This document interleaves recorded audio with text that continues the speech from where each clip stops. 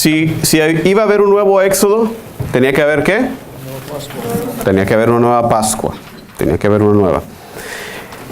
Como ustedes ya saben, los judíos, en cumplimiento con la voluntad de Dios,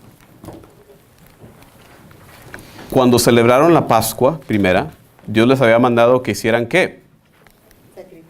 Que la repitieran, que conmemoraran estos eventos cada año. ¿Ok? Por eso, cada año, los judíos varones, cuando alcanzaban la mayoría de edad, y esto obviamente incluye a Jesús, por eso iban a Jerusalén cada año a celebrar la Pascua. ¿Ok? Era una de las 3 fiestas mayores: la Pascua, Pentecostés, la fiesta de las tiendas o de los tabernáculos. Durante estas 3 fiestas se requería que volvieran a Jerusalén, tenía que ser celebrada en Jerusalén. Las 3 fiestas son la Pascua, Pentecostés y la fiesta de las tiendas o de los tabernáculos. Por eso había mucha gente, ¿verdad? Ustedes se acordarán los relatos de la Pasión, que había mucha gente, ¿verdad? Es por eso, porque venían muchos peregrinos a Jerusalén. Exactamente, también en el Evangelio de Lucas, cuando se pierde Jesús entre los peregrinos, era porque, acuérdense ustedes que en tiempos de Jesús vivían judíos en muchos lados, tanto cerca de Jerusalén, Galilea, que está al norte, ¿verdad? Pero también había en dispersión otros judíos y estaban requeridos a regresar los varones 3 veces durante estas fiestas. Entonces Jesús, como buen judío, participaría de estas fiestas. Pero en su última Pascua, Jesús hizo algo diferente.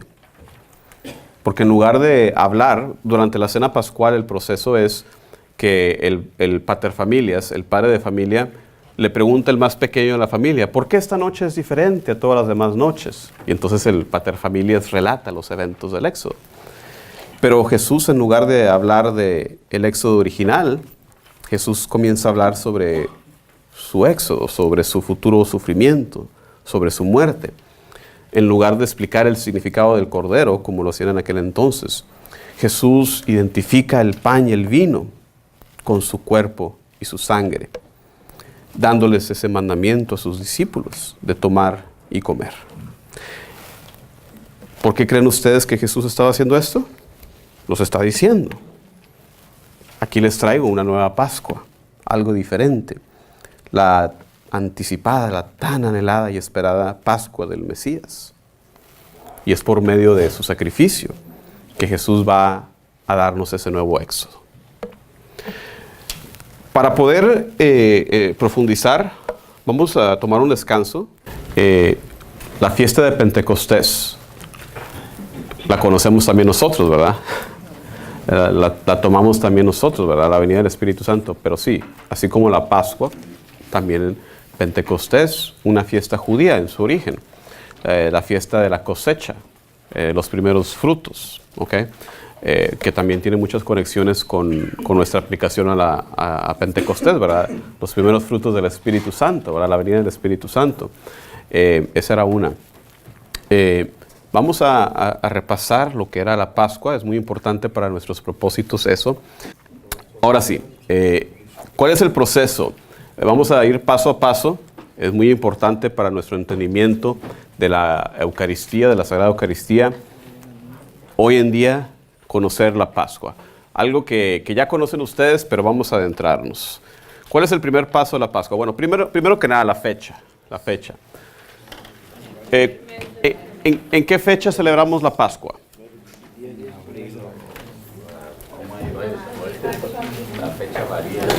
Variable.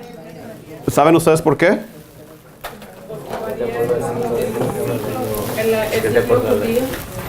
Porque es un ciclo judío. Bueno, porque el calendario judío, a diferencia de nuestro calendario, ¿qué tipo de calendario usamos nosotros? Yo mi iWatch, no. ¿Qué tipo de calendario? ¿Calendario azteca? ¿Qué calendario tenemos nosotros hoy en día?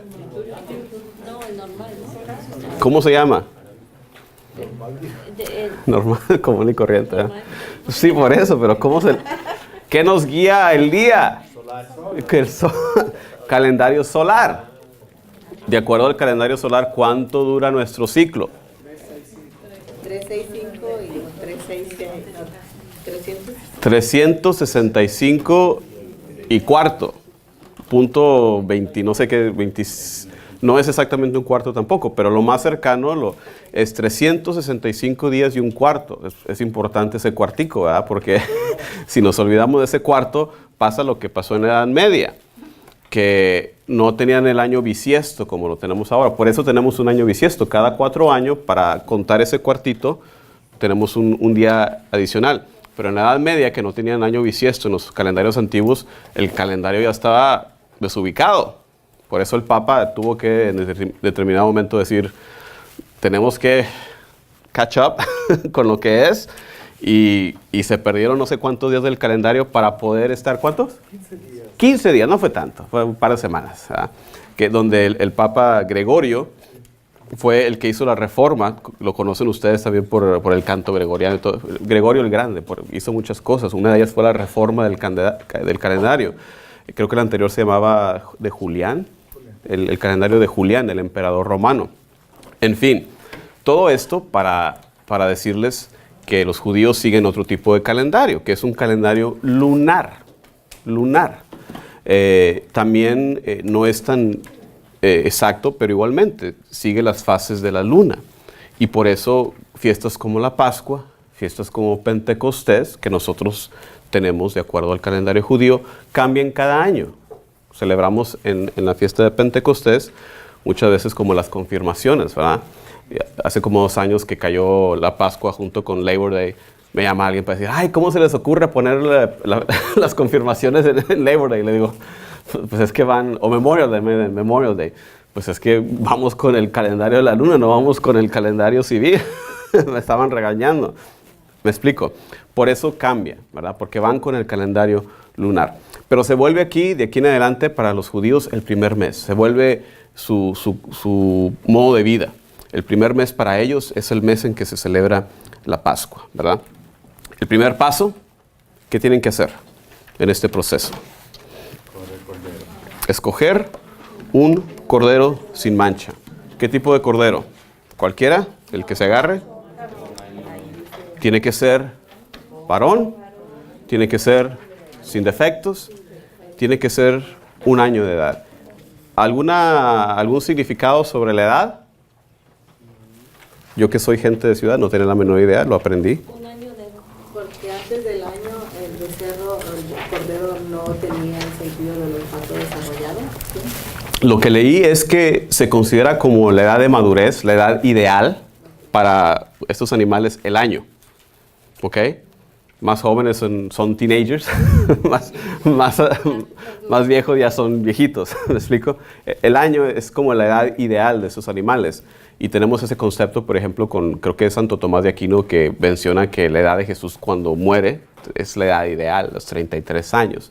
Ahí está esa conexión también con Jesús, ¿verdad? Varón, 1 año sin defecto alguno. ¿Por qué sin defecto? ¿Por qué no hay cualquiera? Porque el sacrificio a Dios es un animal perfecto. Pues hay que darle lo mejor a Dios, ¿verdad? No se le puede dar ahí cualquier cosa. Ay, el que está aquí manquito, ¿verdad? No, tiene que ser lo mejor, ¿verdad? Entonces, primero que nada, escoger cordero, varón, 1 año, sin defectos. ¿Qué se requiere después? El sacrificio del cordero. ¿Y por qué varón? ¿Mande? Varón, porque iba a ser prefiguración del Cordero de Dios, ¿verdad? Perfecto como Jesús, perfecto, verdadero Dios.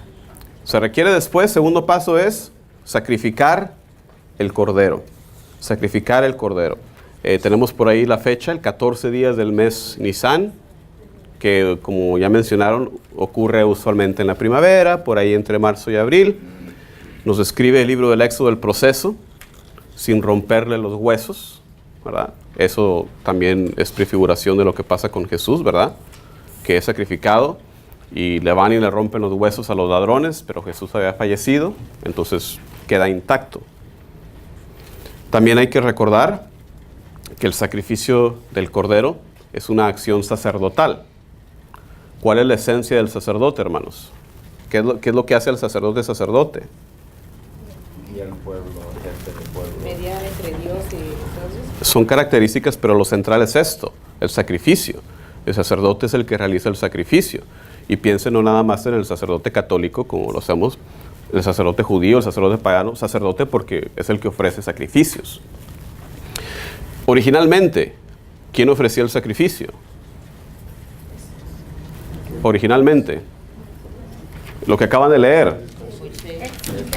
Jefe de familia. Una vez más, el padre de familia. Acuérdense ustedes que en un principio, cuando Dios empieza a constituir a su pueblo, ¿qué tipo de pueblo quiere Dios? ¿Cuál es la visión? ¿Qué tipo de personas son? ¿Son laicos? Dios los denomina un pueblo sacerdotal. Todos son sacerdotes. Todos los jefes de familia, originalmente, son los que ofrecen el sacrificio. Más después, ¿verdad? Cuando sucede el pecado de la idolatría del becerro, se les retira entonces el privilegio sacerdotal a toda la nación y se reserva únicamente para una tribu, ¿se acuerdan? La tribu de los levitas, ¿verdad? Se reserva para ellos el privilegio sacerdotal. En tiempos de Jesús ya no eran los padres los que hacían el sacrificio, sino que la gente llevaba su cordero al templo a ser sacrificado por el sacerdote. ¿Me explico? Pero es importante saber que inicialmente este sacrificio obviamente es una acción sacerdotal. Después, ¿cuál es el siguiente paso? ¿Qué se requiere? El esparcir la sangre del cordero. La manera en que se sacrificaba el cordero, no sé si les quedó claro, era que el cordero era degollado, se le vaciaba la sangre sobre una vasija. Parte de esa sangre, entonces, se ponía en los dinteles de la puerta, ¿verdad? ¿Cuál era el propósito para esto? Para que cuando viniera el ángel del Señor, dijera, esta sí, esta no, ¿verdad? Para que se pasara. Ese es el origen etimológico de la palabra, el paso, Pascua, el paso del Señor, para que se saltara entonces estas casas que estaban marcadas. Entonces, de cierta manera, como les pongo ahí, esto es un signo visible del sacrificio que había ocurrido. Se vaciaba la sangre en un recipiente, se esparcía sobre el dintel de la puerta, usando un implemento que, no sé si lo notaron, ¿con qué se esparcía? ¿Manojo de qué? De hisopo, una hierba que crece allá. Pero si se fijan ustedes, vamos a ver una vez más reunidos esos mismos elementos en la pasión, ¿verdad? La sangre, la madera y el hisopo, ¿verdad? Entonces, una vez más, todo esto apuntándonos a lo que va a pasar con Jesús. El propósito de todo esto, hermanos, la meta de todo esto, de esta cena pascual, era la salvación de la muerte, ¿verdad? La redención de la muerte a través de la sangre del Cordero. No es un sacrificio común y corriente, es un sacrificio que tiene poder salvífico, ¿okay? No es cualquier cosa. Haciendo este sacrificio era como se salvaba uno, muy importante.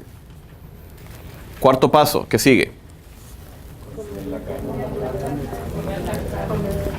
Eso también, como les tengo ahí, es muy importante, porque muchas veces, una vez más, nos quedamos en el sacrificio. No se termina ahí el proceso. Hay que comer la sangre del cordero. Es que yo soy vegetariano.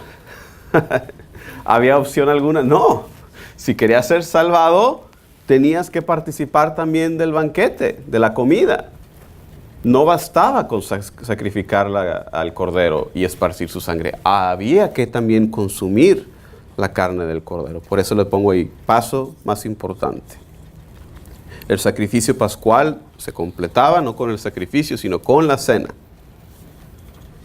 También había unos cuantos aspectos ahí más, las hierbas amargas, que los comentaristas, los biblistas dicen, bueno, recuerda ese tiempo de amargura que vivieron en Egipto, ¿no? Las hierbas amargas, hierbas casi del desierto, ¿no? Y también usando, muy importante, el pan sin levadura, No había tiempo de esperar a que se levantara el pan. Tenían que salir. La descripción de cómo vestían, ¿verdad? Con el cayado en mano. O sea, comían listos para salir. ¿Ok?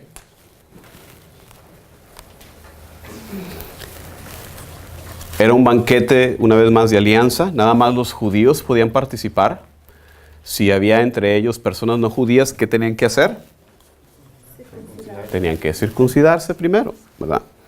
Era un banquete de alianza, un proceso familiar. Tenían que ser parte de la nación judía.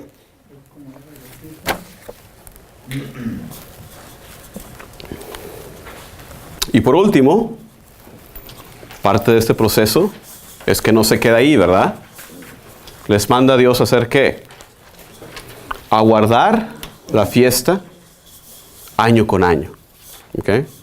En ese día, el día 14 del mes de Nisan, como lo vemos en el versículo 14. Este es un día que ustedes deberán recordar y celebrar con una gran fiesta en honor del Señor. Lo celebrarán como una ley permanente que pasará de padres e hijos. ¿Ok? ¿Nos queda claro el proceso? Ya lo sabemos, ya lo tenemos más o menos conocido, muy atrás, recóndito en la mente, que quede bien explícito, ¿verdad?